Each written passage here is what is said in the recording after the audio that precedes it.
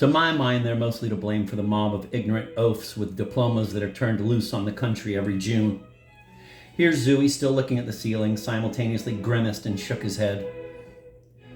But what I don't like, and what I don't think either Seymour or Buddy would like either, as a matter of fact, is the way you talk about all these people. I mean, you don't just despise what they represent, you despise them. It's too damn personal. Franny, I mean it. You get a little homicidal glint in your eye when you talk about this Tupper, for instance. All this business about his going into the men's room to muss his hair before he comes into class. All that.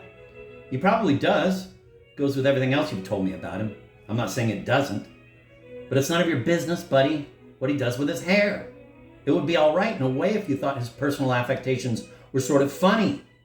Or if you felt a tiny bit sorry for him being insecure enough to give himself a little pathetic goddamn glamour.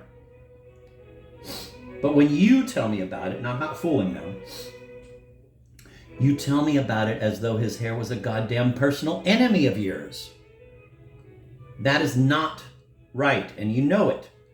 If you're going to go to war against the system, just do your shooting like a nice, intelligent girl, because the enemy's there, and not because you don't like his hairdo or his goddamn necktie. A silence followed for a minute or so. It was broken only by the sound of Franny blowing her nose, an abandoned, protracted, congested blow, suggestive of a patient with a 4-day-old head cold. It's exactly like this damned ulcer I picked up. Do you know why I have it? Or at least 9/10 of the reason I have it? Because when I'm not thinking properly, I let my feelings about television and everything else get personal. I do exactly the same thing you do, and I'm old enough to know better. Zooey paused, his gaze fixed on the root beer spot. He took a deep breath through his nose. His fingers were still laced across his chest. This last thing, he said abruptly, will probably cause an explosion, but I can't help it. It's the most important thing of all. He appeared to consult the ceiling plaster briefly, then closed his eyes. I don't know if you remember, but I remember a time around here, buddy, when you were going through a little apostasy from the New Testament that could be heard for miles around. Everybody was in the goddamn army at the time, and I was the one that got his ear bent. But do you remember? Do you remember it at all? I was all of 10 years old, Franny said, nasally, rather dangerously. I know how old you were. I know very well how old you were. Come on now, I'm not bringing this up with the idea of throwing anything back in your teeth. My God.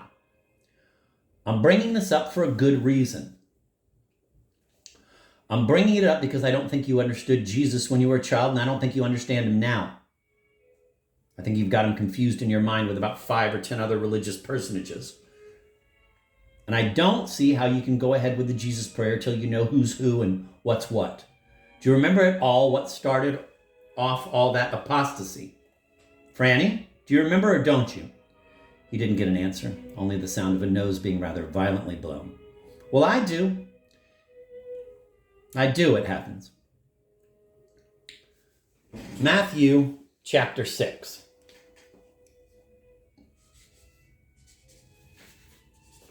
I remember it very clearly, buddy. I even remember where I was. I was back in my room putting some friction tape on my goddamn hockey stick, and you banged in all in an uproar with the Bible wide open. You didn't like Jesus anymore, and you wanted to know if you could call Seymour at his army camp and tell him all about it. And you know why you didn't like Jesus anymore? I'll tell you. Because, one, you didn't approve of his going into the synagogue and throwing all the tables and idols all over the place. That was very rude, very unnecessary.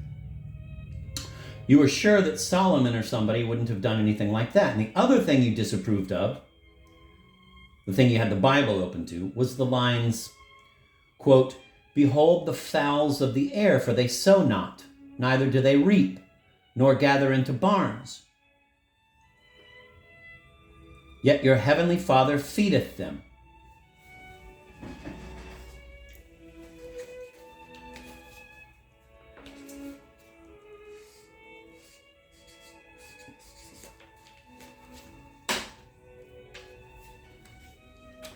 That was all right. That was lovely.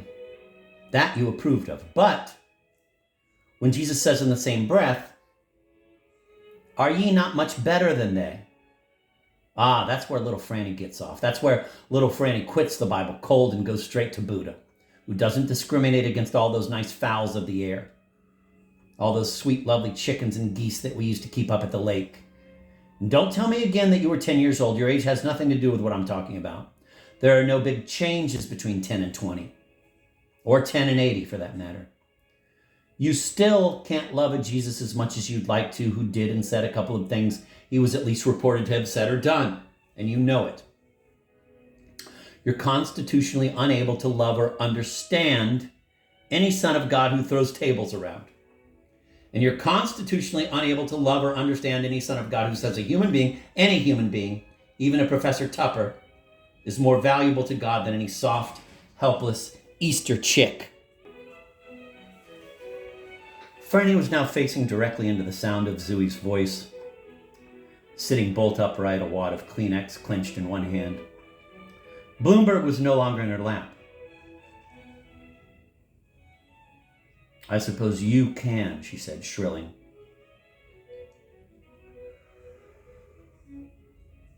It's beside the point whether I can or not, but yes, as a matter of fact, I can. I don't feel like going into it, but at least I've never tried, consciously or otherwise, to turn Jesus into St. Francis of Assisi to make him more lovable, which is exactly what 98% of the Christian world has always insisted on doing. Not that it's to my credit.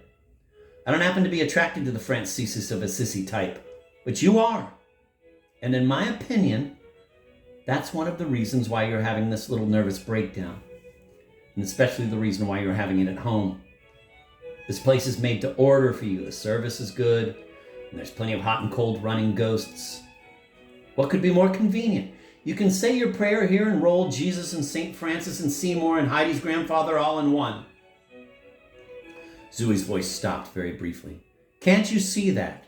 Can't you see how unclearly, how sloppily you're looking at things?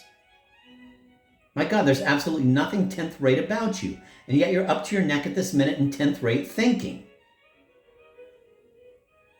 Not only is the way you're going at your prayer 10th rate religion, but whether you know it or not, you're having a 10th rate nervous breakdown. I've seen a couple of real breakdowns, and the people who had them didn't bother to pick and choose the place. They just stop it, Zooey. Just stop it, Franny said, sobbing. I will in a minute, in just a minute. Why are you breaking down, incidentally? I mean, if you're able to go into a collapse with all your might, why can't you use the same energy to stay well and busy?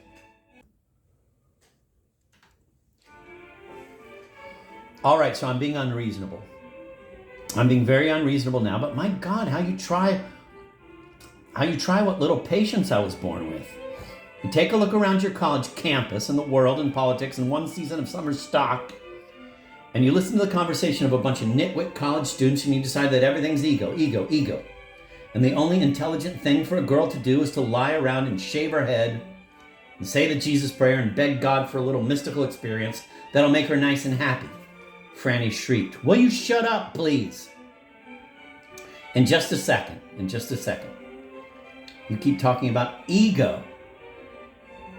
My God, it would take Christ himself to decide what ego is and what it isn't. This is God's universe, buddy, not yours. And he has the final say about what's ego and what isn't. What about your beloved Epictetus or your beloved Emily Dickinson? You want your Emily, every time she has an urge to write a poem, to just sit down and say a prayer till her nasty, egotistical urge goes away? No, of course you don't. But you'd like your friend Professor Tupper's ego taken away from him. That's different. And maybe it is. But don't go screaming about egos in general. In my opinion, if you really want to know, half the nastiness in the world is stirred up by people who aren't using their true egos. Take your Professor Tupper.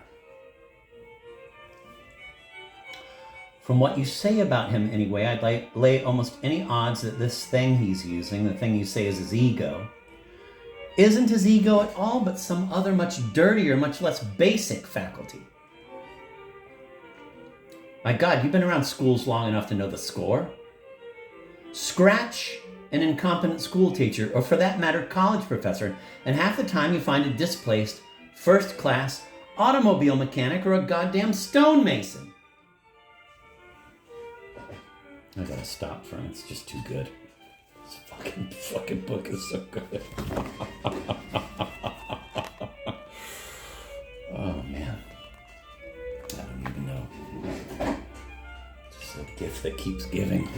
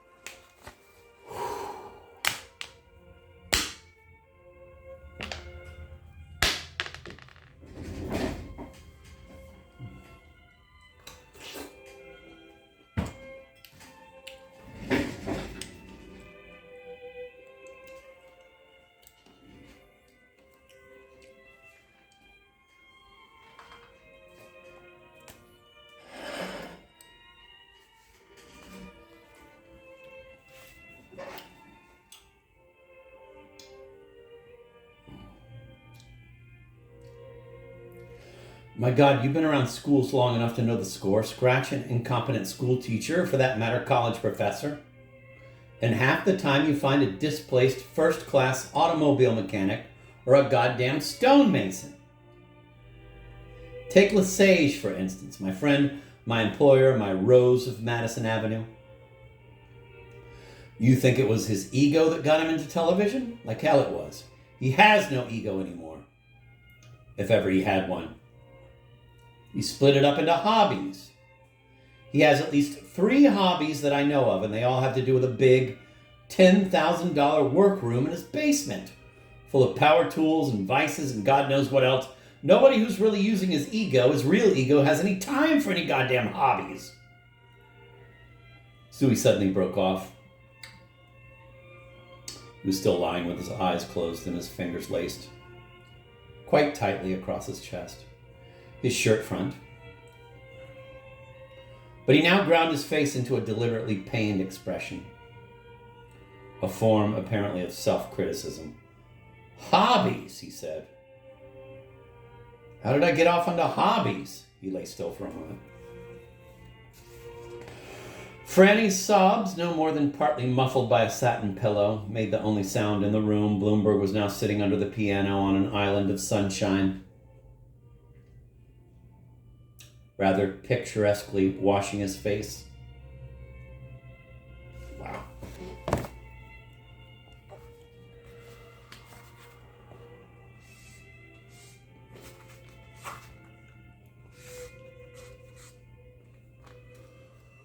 Oh, the cat is much more elegant than these people. Always the heavy, Zooey said, a trifle too matter-of-factly. No matter what I say, I sound as though I'm undermining your Jesus prayer, and I'm not, goddammit. All I am is against why and how and where you're using it. I'd like to be convinced, I'd love to be convinced that you're not using it as a substitute for doing whatever the hell your duty is in life, or just your daily duty. Worse than that, though, I can't see, I swear to God I can't, how you can pray to a Jesus you don't even understand. And what's really inexcusable, considering that you've been funnel-fed on just about the same amount of religious philosophy that I have, what's really inexcusable is that you don't try to understand him. There'd be some excuse for it if you were either a very simple person, like the pilgrim, or a very goddamn desperate person. But you're not simple, buddy, and you're not that damned desperate.